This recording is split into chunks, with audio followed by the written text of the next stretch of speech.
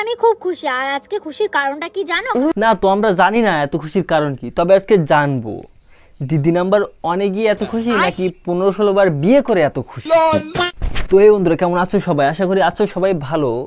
তো বেশি না বকে আজকে কথা বলবো রাজা টিয়াকে নিয়ে। তো এরা দুজন গেছে কয়দিন আগে দেখলাম দিদি নাম্বার ওয়ানে। আর দিদি নাম্বার ওয়ানের কথায় মাথায় আসলে মনে হয় যেন কত স্ট্রাগল। ঠিক বলেছো। মানে সবাই দিদি নাম্বার ওয়ানে এসে এত স্ট্রাগল নিয়ে কথা বলে যেন মনে হয় ছাদ থেকে লাফ দিয়ে মরে যায়। মানুষের মনে যে এত কষ্ট, এই দিদি নাম্বার ওয়ান নামের প্ল্যাটফর্ম না থাকলে আমরা হয়তো বুঝতে পারতাম না যে মানুষের মনে এত কষ্ট। আচ্ছা, তাই আজকে আমরা জানবো রাজা টিয়ার সেই জীবন বিরল গল্প। তো চলো বেশি না ওকে ভাট, লেটস স্টার্ট। রাজ দুজনেই খুব বেবি মনে হচ্ছে। হ্যাঁ, খুব কম বয়সে বিয়ে হয়েছে। হ্যাঁ, মানে সে অল্প বয়সে উঠলো, তার দুঃখ।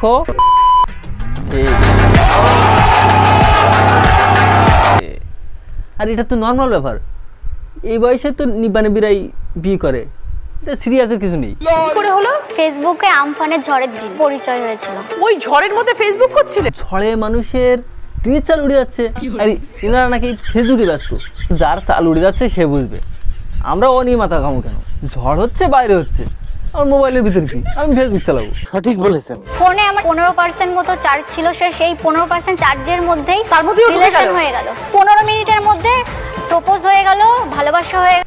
ফোনে ছিল মাত্র 15% চার্জ, তাতেই হয়ে গেল কাজ। এর ভিতরে প্রেম হয়ে গেল, ভালোবাসা হয়ে গেল, রিলেশন হয়ে গেল। একবার ভাবো, ওই ফোনে যদি 15%-এর জায়গায় 20% চার্জ থাকতো, তাহলে বিয়ের পরে ফুলসজ্জাটাও মনে হয়ে যেত।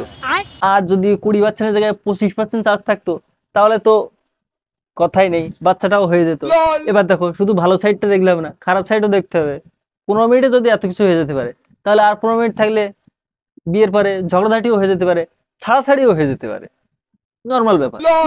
ওই সময়টায় মায়ের বকাবকির জন্য ফোনটা বন্ধ করে রেখেছিলাম। যদি ফোনটা সেদিন খুলে রাখতাম, তাহলে আমারও এরকম বিয়ে হয়ে যেত, দুজন ভিডিও করতে পারতাম। এবার যেদিন ঝড় উঠবে তার আগে ফোন চার্জ করে রাখবো ভালো করে। আমরা দুজনেই ইউটিউবার। আচ্ছা, কিসের ভিডিও? Daily blog. বাবা, এরা দুজনে ইউটিউবার? সত্যি কথা বলতে আমি এদেরকে চিনতাম না, এই দিদি নাম্বার ওয়ানে যাওয়ার পর থেকে এদেরকে চিনছি।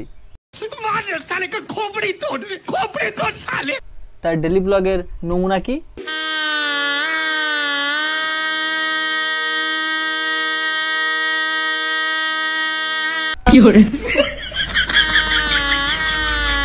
বাহ, দুজনে ইউটিউবার, দুজনে ভালো ব্লগ বানায়।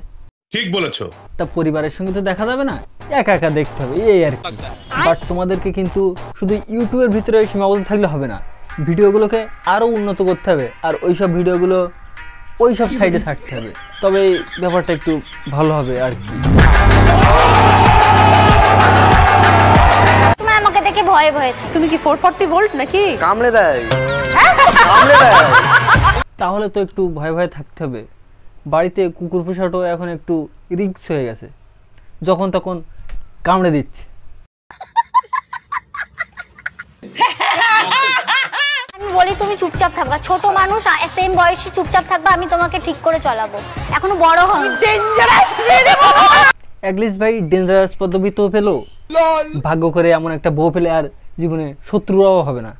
বউর কথায় উঠতে হবে, বউর কথায় বসতে হবে, বউর হাতে কেলানিও খেতে হবে, এটাই তো জীবন আর কি।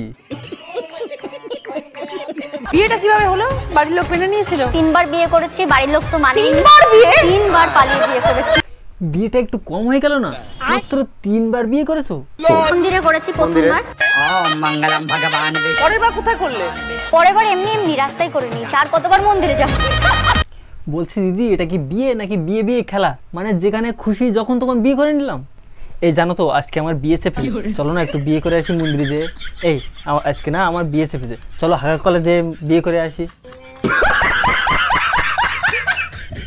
আসলে নিব্বা নিব্বি সাবরির কাছ থেকে এর থেকে আর কি বা আশা করা যায়? সঠিক বলেছেন। 3 নাম্বার বারের বারও মানেনি, 4 নাম্বার বার যখন দেখলো যে না আর হবে। এই 3 বার বিয়ে করার পরেও কিন্তু বাড়ি থেকে মা বাবা মেনে নেয়নি, তবু বিয়ে করেই চলেছে। মানে যতদিন না বাড়ি থেকে মেনে নিচ্ছে ততদিন বিয়ে করতে থাকতেই হবে, দেখি কতদিন না মেনে থাকতে পারে। এরপরেও কিন্তু বিয়ে করা থামেনি, ইউটিউবার ডেলি ব্লগার বলে কথা। গুড নিউজ এরকম বলে বলে তো অনেকদিন ধরেই তোমাদের ঝুলিয়ে রেখেছিলাম, তো ফাইনালি আজকে তোমাদের গুড নিউজটা দিয়েই দিচ্ছি। সামনে হলো আমার আর রাজের নাও আবার বিয়ে। তা বলছি দিদি, এটা কত নাম্বার বিয়ে? এর জন্য কেনাকাটা করতে চলে গেছিলাম আমি, মা আর রাজ মিলে। আর যেহেতু নতুন বউ সাজবো, মানে নতুন কনে বউ সাজবো, জীবনে খেতে না পাই, শুতে না পাই, বিয়ে করতে থাকতেই হবে। মানে একজনকে আর কতবার বিয়ে করবে? তবে না ভাবতাম যদি স্বাদ চেঞ্জ করছে তবে না হয় আলাদা ব্যাপার। নাও আবার শুরু হয়ে গেছে বিয়ে। এই বিয়ের প্রথম থেকে হানিমুন অবধি প্রতি পদক্ষেপে ব্লগ। তো সমঝা না?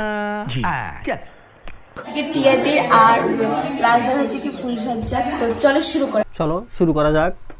বিয়ের পরে ফুলসজ্জা সেটাও ব্লগ করে দেখাতে হবে। এই দেখো যুদ্ধের প্রস্তুতি চলছে, খাট তৈরি করা হচ্ছে, এই খাটেই যুদ্ধ হবে। আজকে হচ্ছে এদের ফুলসজ্জা, ঠিক আছে? এই যে ওরে বাবা রে বাবা রে বাবা, এদের মরণ হয় না? আমফানের ঝড়ে উড়ে গেল না কেন এরা? বিয়ে ফুলসজ্জা সব তো কমপ্লিট, এবার হচ্ছে হানিমুনের পালা। সবকিছু ব্লগ তোমাদের করতে হবে। ধরো বিয়ের থেকে শুরু করে ফুলসজ্জার ব্লগ, সব ব্লগই তোমরা করছো, তা ফুলসজ্জার ওই সব ভিডিওগুলো কই? ওইগুলো তো দেখাতে পারো না, নাকি ওগুলো অন্য ওয়েবসাইটে আপলোড করা হয়? আর যদিও আপলোড হয় আমাদেরকে বলো, আমরা যে দেখি। সব কিছু যখন ব্লগ বানাচ্ছো তখন ওইগুলোরও ব্লগ বানাও। তার জন্য দেখো সব ব্যাডিং গুছিয়ে সবাই মিলে কিন্তু চলে যাচ্ছে হানিমুনে। সবাই মিলে হানিমুন মানেটা কি? বিয়ে হলো তোমাদের দুজনের আর হানিমুন করবে সবাই? আরে সবার হানিমুন না, আমার আর রাজের হানিমুন। তো ওদেরকে বললাম চল আমাদের সাথে। ও এরা হচ্ছে দর্শক, ওরা হানিমুন করবে আর এরা দেখবে, কেউ ভিডিও করবে, ব্লগ তো আপলোড করতে হবে আবার। আচ্ছা সবই ঠিক আছে, কিন্তু এদের বাবা মা শ্বশুর শাশুড়ি এগুলো দেখে সহ্য করে কি করে? হ্যাঁ বলুন। 4 নম্বরে বার বিয়ে করে চলে এলো বাড়িতে, কি করলেন আপনি তখন? কি আর করবো, মেনে নিতেই হলো ওদের। কি আর করবে, কিছুই করার নেই। ধরে যদি কেলানো যেত তাহলে আর বিয়ে বিয়ে মনে আসতো না। টিয়ার মাথা গরম হলে হাজবেন্ড কি বলে? লেগেছে আগুন। স্বামীর কত সম্মান দেখুন। ওই যে বলেছিলাম এরকম বউ থাকলে আর শত্রুরাও হবে না। টেলিভিশনের পর্দায় এসে দেখাচ্ছে এরকম, জোরে না বললে কেলাবে।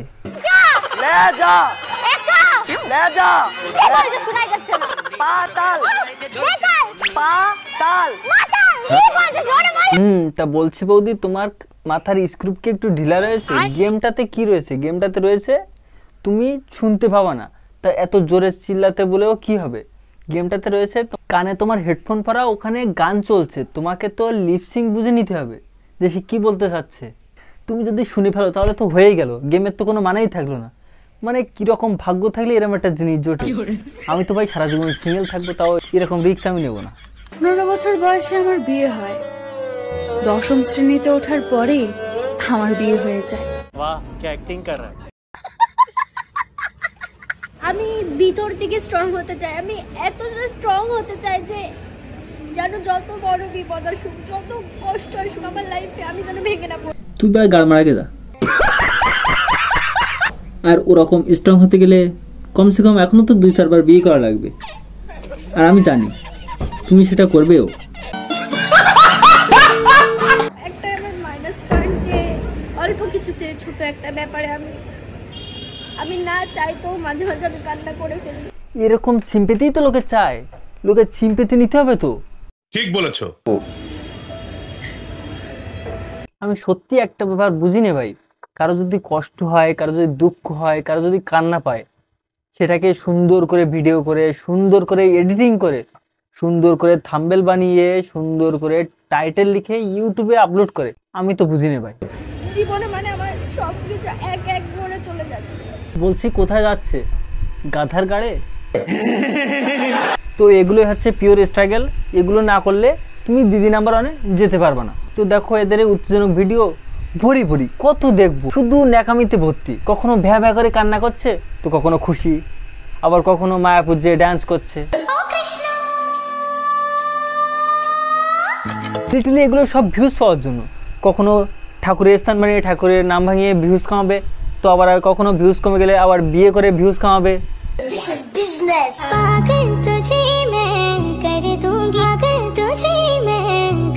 বাহ বাহ বাহ বাহ, দুজন মিলে দাদাকে পাগল করে দেবা, দাও এনজয় এনজয়।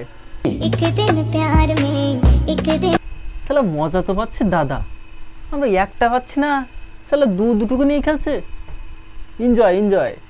कोई बात नहीं, हम तो चूतिए हैं। তো একটা কথা বলতে চাই, পরের বার যদি বিয়ে করো আমাকে নিমন্ত্রণ করো, আমি খেতে যাব, ফুলসজ্জায় থাকবো, হানিমুনে ঘুরতে যাব, ব্যাস এটুকুই বলার ছিল। সো এই গাইস, ভিডিওটি এ পর্যন্তই। আশা করি ভিডিওটি সবার ভালো লেগেছে।